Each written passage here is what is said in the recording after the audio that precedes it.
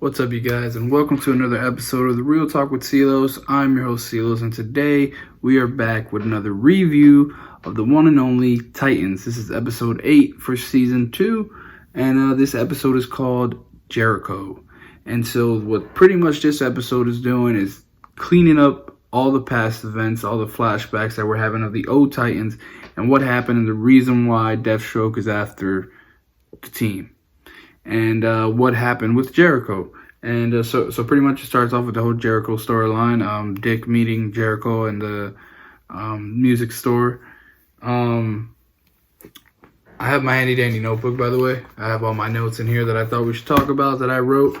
So pretty much we find out that Jericho has powers, and his powers are he can get the attention of a person. If you look into his eyes, he can go into your body, go into your soul, and just take over that person's body, which is it was pretty cool.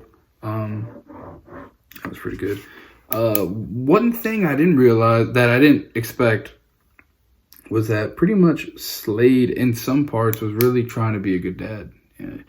He really cared about his kid and stuff like that. And later on, we find out that he leaves his wife and, son. But he leaves because he notices that his life is the reason why Jericho gets hurt. And he becomes mute because with the new company he's working for, he had some people come to the house and, they try to hurt his family. And they ended up hurting Jericho. But he does love his kid a lot. The whole time, though, which we find out, Jericho thinks his father is a war hero because that's what his mother tells him. And he finds out later through the Titans that Slade isn't that. He's far from it, actually. And they find out that he killed Aqualad. And so, this is pretty much later on until later on in the episode where they do admit to him that, they're just talking to him because they're trying to get to Deathstroke, but then they realize that he's a good person and it was just wrong what they were doing, and they wanted him to be a part of the team, especially with the power that he had. So, that was pretty cool. We do see later on, because this whole episode is pretty much in the past of where Jericho happened. So we do see later on that Deathstroke kills Donna's advisor from Themyscira and confronts Donna with a fight. And that's pretty much his message that he sends to her. He goes, "You stay away from my son, or it'll be a lot worse than this." And, he pretty much leaves her on the floor, beaten up and bleeding and everything. And yeah, so it's more in depth on why the Titans broke up in the first place. This is what it's all talking about. And this, I kind of had a feeling this was going to happen. So Dick actually shows up, dressed as Robin. He shows up because Jericho then gets a letter from his father saying, I want to meet you. But Jericho's already part of the Titans at this point, and he tells Dick, and he's like, "Look, I don't want to have no more lies. I want to be honest with you and let you know." So Dick lets him do it, but at this time he realizes Donna touches her little thing on her wrist and calls for help. They end up showing up at Donna's place, and she's all beaten up, about to die, and Dick goes to the meeting. And, him and Slade start fighting, and it gets crazy where freaking Robin pretty much gets his ass beat to, Deathstroke is about to kill him.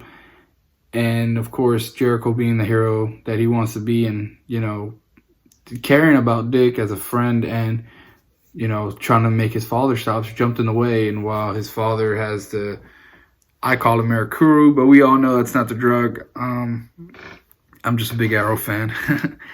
Jericho jumps in the way, and Deathstroke's pretty much throws his sword and kills him, not realizing that Jericho jumped in the way. And at this point, it's too late.